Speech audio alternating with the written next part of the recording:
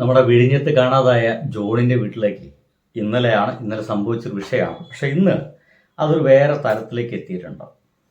ഇന്നലെ അദ്ദേഹത്തിൻ്റെ വീട്ടിലേക്ക് സഖാവ് പിണറായി വിജയൻ, നമ്മുടെ ഇപ്പോഴത്തെ പ്രതിപക്ഷ നേതാവ്, എത്തിയപ്പോൾ പിണറായി വിജയൻ എന്ന് പറയുന്ന ആ മനുഷ്യനെ സ്വീകരിച്ചിരുത്തിയതും ഒപ്പം തന്നെ ജോണിൻ്റെ മകൾ പിണറായി വിജയനുമായിട്ട് സംസാരിക്കുന്ന രീതികളെല്ലാം ഇപ്പോൾ സോഷ്യൽ മീഡിയയിൽ വേറെ രീതിയിലാണ് ചർച്ച ചെയ്യുന്നത്. വേണമെങ്കിൽ ആ ചർച്ച ചെയ്യുന്ന ഒരു പോസ്റ്റർ, ഒരു ഫോട്ടോ ഞാൻ നിങ്ങൾക്ക് കാണിച്ചു തരാം. അപ്പോൾ കുട്ടിക്ക് ചിരിക്കാൻ അറിയാമല്ലേ? ഇതാണ്. അപ്പോൾ കുട്ടിക്ക് ചിരിക്കാൻ അറിയാം. മുഖ്യമന്ത്രിയെ വിമർശിച്ചതിന് പിന്നാലെ കടലിൽ കാണാതായ ജോണിൻ്റെ മകൾക്ക് നേരെ സൈബർ ആക്രമണമാണ്. നമുക്കവിടെ ഒരു ചിരി കാണാം. ഇനി എന്തുകൊണ്ടാണ് ആ ചിരി വന്നത് എന്നൊക്കെയാണ് ഇപ്പോൾ ഗംഭീരമായിട്ടുള്ള ചർച്ച നടക്കുന്നത്. സുഹൃത്തുക്കളെ, ആ ഒരു വീട്ടിലേക്ക് ഇന്നലെ കയറിപ്പോയ മനുഷ്യൻ്റെ പേര് പിണറായി വിജയൻ എന്നായിരുന്നു. ഇനി ആ ചിരിയും മറ്റൊക്കെ ഒന്ന് കാണണം.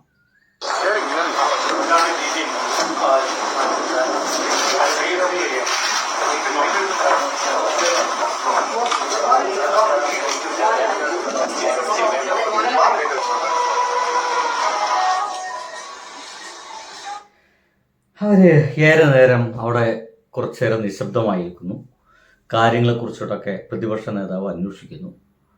ആ പ്രതിപക്ഷ നേതാവായിട്ടുള്ള നമ്മുടെ പിണറായി വിജയൻ കയറി വരുന്ന സമയത്ത് ഒരു മടിയും കൂടാതെ ജോണിൻ്റെ മകൾ കൈ കൊടുത്ത് മുഖത്ത് ഒരൽപ്പം പുഞ്ചിരി കൊണ്ട് സ്വീകരിക്കുന്നു. ഈ ഒരു ചിരിയാണ് നമ്മുടെ സോഷ്യൽ മീഡിയയിൽ പലർക്കും ഇഷ്ടമാവാതിരുന്നത്. എന്തുകൊണ്ട് വെച്ചാൽ വി.ഡി. സതീശൻ കയറി വരുമ്പോൾ ഈ ചിരി ഉണ്ടായില്ലല്ലോ. ഫിഷറീസ് മന്ത്രി കയറി വരുമ്പോൾ ഈ ചിരി ഉണ്ടായില്ലല്ലോ.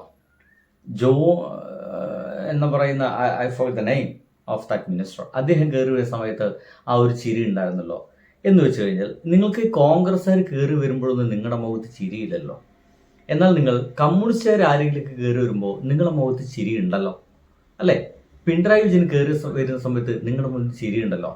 അപ്പോൾ ജോണിൻ്റെ മകൾ ഒരു കമ്മ്യൂണിസ്റ്റ് ആണല്ലേ, അപ്പോൾ ഇപ്പം ചിരിക്കാനൊക്കെ അറിയാം എന്ന രീതിയിലുള്ള അവഹേളനങ്ങളാണ് അവിടെ നടക്കുന്നത്.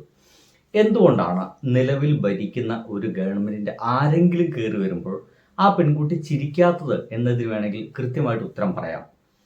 ഈ കടലിലാവട്ടെ, ഏതെങ്കിലും പ്രകൃതിക്ഷോഭത്തിലാവട്ടെ, ആരെങ്കിലും കാണാതാക്കപ്പെടുകയാണെങ്കിൽ അല്ലെങ്കിൽ കാണാതാവുകയാണെങ്കിൽ ഏറ്റവും ആ ഒരു ദുരന്തം നടന്ന ആ തൊട്ടടുത്ത നിമിഷങ്ങളിൽ എന്ത് ചെയ്യണമെന്ന് കൃത്യമായിട്ടുള്ള ചില രീതികളൊക്കെ ഉണ്ട്, ഒരു പ്രോട്ടോക്കോളുകളൊക്കെ ഉണ്ട്.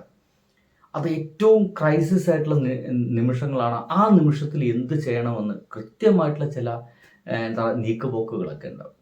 ഇവിടെ കടലിൽ കാണാതായിട്ട് ആ മനുഷ്യൻ കാണാതായിട്ട് ഏകദേശം 4, 5, 6 ദിവസം കഴിഞ്ഞ് ഇവരിങ്ങനെ സോഷ്യൽ മീഡിയ വഴി അല്ലെങ്കിൽ പത്രമാധ്യമങ്ങൾ വഴി സംസാരിക്കാൻ തുടങ്ങിയപ്പോൾ മാത്രമാണ് നമ്മുടെ മന്ത്രിമാർക്കും നമ്മുടെ സിസ്റ്റത്തിനും കടലിൽ 3 പേരെ കാണാതായിട്ടുണ്ട്, നമുക്കൊന്ന് ഇറങ്ങി നോക്കാം എന്നൊക്കെ.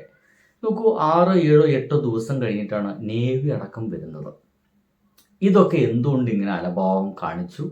നേവി എന്ന് വരാൻ ഇത്തരത്തിൽ ഒരു പ്രശ്നം വേണ്ട എന്നുള്ളതാണ്. കാണാതായത് തരണം എന്ന് പറഞ്ഞിട്ട് ഒരു വിളി അങ്ങോട്ട് പോയി കഴിഞ്ഞാൽ അതിനുള്ള ആളുകളുണ്ട് പറഞ്ഞേക്കും. അതിന് എത്ര ചിലവ് വന്നോ ആ ചിലവ് മിക്കവാറും നമ്മുടെ സർക്കാർ വഹിക്കേണ്ടി വരും. അത് സർക്കാർ കൊടുക്കണം എന്നുള്ളതാണ്. ഇത് കഴിഞ്ഞ ദിവസം പിണറായി വിജയൻ സഖാവ് പറഞ്ഞതുമാണ്. ഈ നേവിയെ കൊണ്ടുവരാൻ വേണ്ടിയിട്ട് എന്തിനാണ് BJP-കാരനായ ചന്ദ്രശേഖരൻ എന്ന് പറയുന്ന ആ BJP നേതാവിൻ്റെ സഹായം തേടിയത് എന്നൊക്കെ ഇന്നലെ ചോദിക്കുന്നുണ്ട്. എന്തായാലും അതിനൊക്കെ എന്തെങ്കിലുമൊക്കെ അഴകുഴമ്പോ ഉത്തരം നമുക്ക് തീർച്ചയായിട്ടും ഒരു ബുധനാഴ്ച കിട്ടുമെന്നാണ് ഞാൻ പ്രതീക്ഷിക്കുന്നത്. അടുത്ത ദിവസം വരെ നമുക്കൊന്ന് കാത്തു നിൽക്കാം.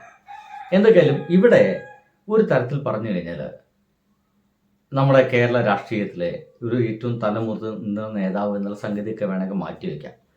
അതിനൊപ്പം തന്നെ ഒരു കഴിഞ്ഞ 10 വർഷം ഏറ്റവും ഗംഭീരമായിട്ടുള്ള ഭരണം കേരളത്തിൽ കാഴ്ചവെച്ച ആ മനുഷ്യൻ കയറി വരുമ്പോൾ എനിക്ക് തോന്നിപ്പോയ കാര്യമാണ്, ചിലപ്പോൾ, വളരെ ചിലപ്പോൾ ആ പെൺകുട്ടിക്ക് ഒരു പ്രതീക്ഷ എന്ന് പറയുന്ന സാധനം വന്നിരിക്കാം, അല്ലേ?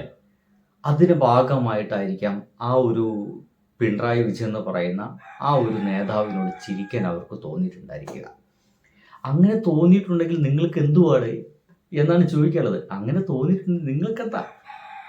അവർക്ക് ആ ഒരു മനുഷ്യനെ കണ്ടപ്പോഴാണ് ഒരു മുഖ്യമന്ത്രിയായിട്ടും ഒപ്പം തന്നെ അദ്ദേഹത്തെ കണ്ടപ്പോഴാണ് എന്തോ സംഭവം നടക്കാൻ പോകുന്നു, എന്തൊക്കെ നടക്കാൻ പോകുന്നുണ്ട്, ഒരു പ്രതീക്ഷയുണ്ട് എന്ന തോന്നലൊക്കെ കിട്ടിയത് അദ്ദേഹത്തെ കാണുമ്പോഴാണ്. അതിന് ഈ കോൺഗ്രസ് ഹാൻഡിലുകൾ ഇങ്ങനെ കിടന്ന് കരഞ്ഞിട്ട് എന്താണ് കാര്യം എന്നുള്ളതാണ് എനിക്ക് മനസ്സിലാവാത്തത് കേട്ടോ. എന്തായാലും ബൈ.